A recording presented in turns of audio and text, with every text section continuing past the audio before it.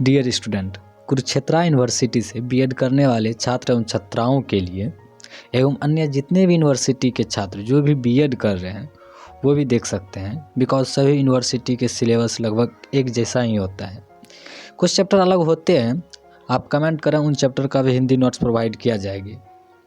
आप लोगों के लिए मेरी तरफ से एक छोटी सी कोशिश है, आप लोग के लिए आज से chapter wise Hindi notes provide किया जा रहा है। अगर आप लोगों को मेरी कोशिश पसंद आती है तो कमेंट कर ज़रूर बताएं।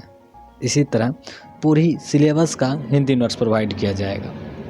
तो आज सबसे पहले कुरुक्षेत्र यूनिवर्सिटी का सिलेबस देख लेते हैं। सिलेबस जो है इस प्रकार है, आप लोग पहले से अगर पढ़ रहे हैं तो सिलेबस का लगभग चीज़ आपको पता ही होगा, बट थोड़ा थोड़ा डिस्कस कर लेते हैं आज भी ऊपर ऊपर से क्या पढ़ना है। बिकॉज किसी भी चीज़ को पढ़ने के लिए उसकी जो होती है, मतलब मेरा कहने का जो मतलब है, आप कोई भी एक तैराकी जो होता है समुंदर में डुबकी लगाने से पहले उनकी गहराई ज़रूर पता कर लेती है। तो स्टूडेंट के लिए सबसे ख़ास बात होती है कि वो भी जब पढ़े तो पहले सिलेबस अच्छे से ज़रूर देख ले, सिलेबस में क्या क्या होता है। तो इसलिए सिलेबस आज पहले डिस्कस कर लेते हैं, उसके बाद आज से नोट्स भी प्रोवाइड किया जाएगा। हाँ, तो स्टूडेंट कुरुक्षेत्र यूनिवर्सिटी का कुछ इस प्रकार सिलेबस है, तो आप देख सकते हैं। पहला जो है कोर्स 1 में चाइल्डहुड एंड ग्रोइंग अप है, ठीक है। दूसरा है कंटेम्प्रोरी इंडिया एंड एजुकेशन, ये भी 100 मार्क्स का होता है, वो भी 100 मार्क्स होता है। एंड कोर्स 3 जो है लर्निंग एंड टीचिंग, ये भी 100 मार्क्स का होता है। लेकिन फोर्थ जो है कोर्स फोर्थ उसमें 2 भागों में बांट गया है, ए और बी में बांट दिया है। ए में जो है लैंग्वेज अक्रॉस करिकुलम है and understanding discipline and subject, ये 2 जो है ये कोर्स 4 में ये 2 भाग में बट गया है। एक ही दिन आपको दोनों सब्जेक्ट का एग्ज़ाम ले लिया जाएगा, ये दोनों जो है 50-50 नंबर का होता है। उसके बाद कोर्स 5 में जेंडर, स्कूल एंड सोसाइटी है। और कोर्स 6-7 में आपको पता ही है टीचिंग से जुड़ा हुआ क्वेश्चन पूछता है, 200 मार्क्स का होता है। कुल मिला के 650 नंबर का एफ का एग्ज़ाम होगा। 650 नंबर में अब हाई से हाई स्कोरिंग कैसे करना है वो आप पे निर्भर करता है, आप कितने अच्छे से तैयारी करते हैं।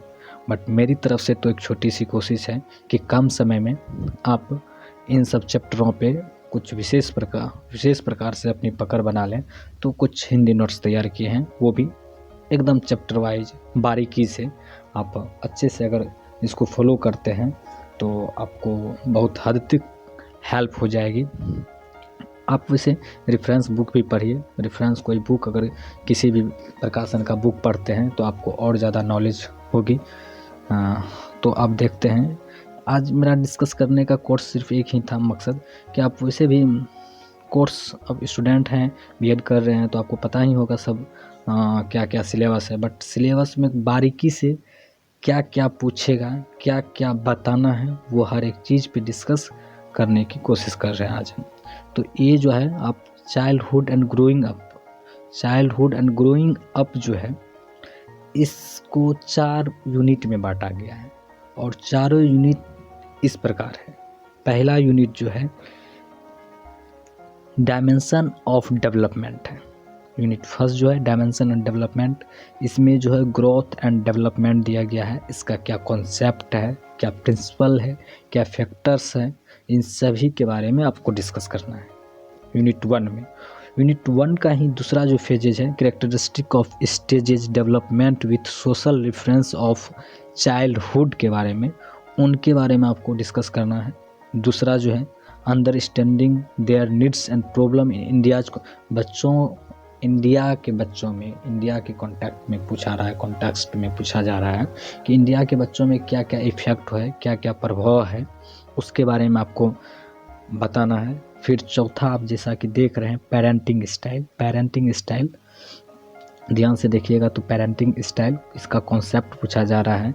चाइल्डहुड, इसका क्या इम्पैक्ट है चाइल्ड पे, बच्चे पे। पेरेंटिंग स्टाइल पेरेंट माता पिता अपने बच्चों के साथ कैसा व्यवहार करते हैं। कुछ माता पिता होते हैं कि बच्चों से बहुत ज़्यादा लगाव होता है, प्यार करते हैं, कोई गलती करे उन पे माफ़ कर देते हैं। कोई कोई माता पिता ऐसे होते हैं कि छोटी छोटी गलती पे बच्चों को डांटना, फटकारना, मारना, ये इन सभी चीज़ों का इफ़ेक्ट जो है बच्चों पे पड़ता है।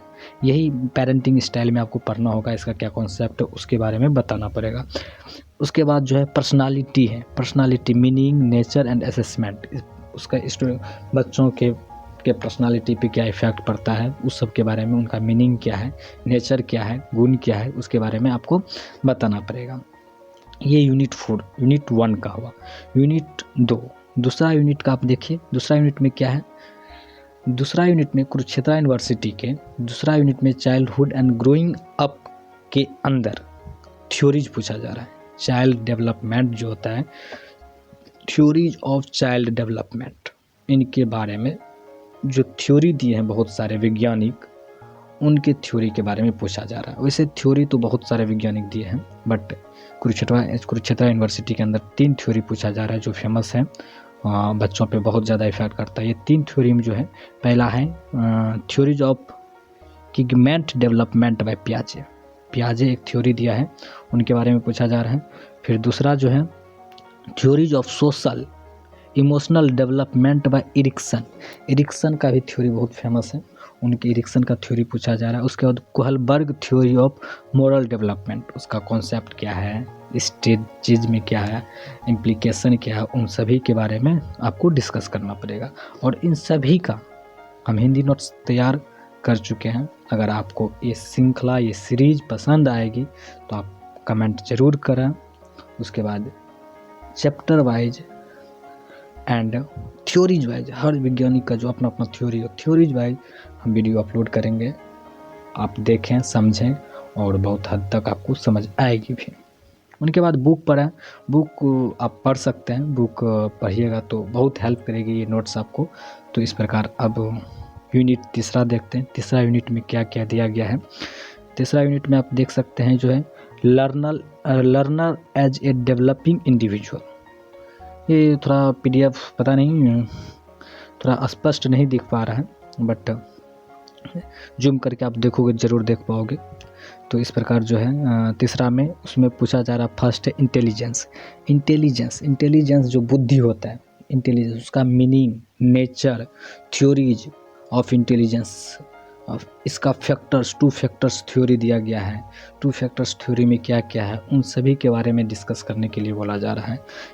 अच्छे से इन सभी के बारे में आप जानोगे, देखोगे। तो उसके बाद है क्रिएटिविटी का में भी सेम है कॉन्सेप्ट, इसका क्या है, क्रिएटिविटी का रिलेशनशिप विथ इंटेलिजेंस के साथ इसका क्या है रिलेशनशिप, उनके बारे में डिस्कस करने बोला जा रहा है। फिर है मेंटल प्रोसेस ऑफ लर्निंग, सीखने में जो मेंटल प्रोसेस में बहुत सारा जो प्रक्रिया जो होते हैं, प्रतिक्रिया जो होती है, उनके बारे में थिंकिंग कॉन्सेप्ट पूछा जा रहा है, टाइप्स ऑफ थिंकिंग पूछा जा रहा है, इन सभी के बारे में डिस्कस किया गया है। उसके बाद है जो मेमोरी, मतलब मेमोरी आई मीन यादाश्त, मेमोरी आपके दिमाग में जो है क्या क्या है, उसके कॉन्सेप्ट क्या है, उनके टाइप्स क्या है, उसके डेवलपमेंट में फॉरगेटिंग क्या भूलते हैं, क्या याद रखते हैं, इनका नेचर क्या है, हर एक के बारे में डिस्कस किया गया है। आप पूरी तरह से देखें और समझने की कोशिश करें। इसी प्रकार अब देखते हैं चौथा यूनिट में क्या क्या दिया गया है। चौथा यूनिट में लिखा हुआ है learning in a social culture perspective. Social culture perspective के अनुसार क्या मतलब क्या सीखता है स्टूडेंट, मतलब स्टूडेंट बच्चों में क्या क्या इफ़ेक्ट होती है, उनके बारे में। एजेंसी ऑफ सोशलाइजेशन, एजेंसी है जैसे फैमिली है, सोशल है, कम्युनिटी है, इन सब के बारे में। फिर social and culture change as a factors influencing child development, childhood के बारे में, मतलब क्या क्या फैक्टर्स है, क्या क्या चेंजेस, कल्चर, सोशल और कल्चरल चेंजेस क्या क्या आती है, इन सभी के बारे में अच्छे से डिस्कस किया गया हिंदी नोट्स में। और बड़ी मेहनत से हम तैयार किए हैं और कोशिश किए हैं कि आप लोगों को अच्छे से समझ आए। अब देखिए आप लोगों को पसंद आती है या नहीं। मेरे ख्याल से ऑफ कोर्स आएगी, इतना मेहनत किए हैं तो आना तो बनता है। और आप देखिए, समझिए और इस वीडियो को लाइक, कमेंट, अगर अपने अच्छे दोस्त हैं, मित्र हैं, उनके साथ शेयर कीजिए और अच्छे से अच्छे आप भी मोटिवेट रहिए और इस तरह मुझे भी मोटिवेट कीजिए। तो थैंक यू।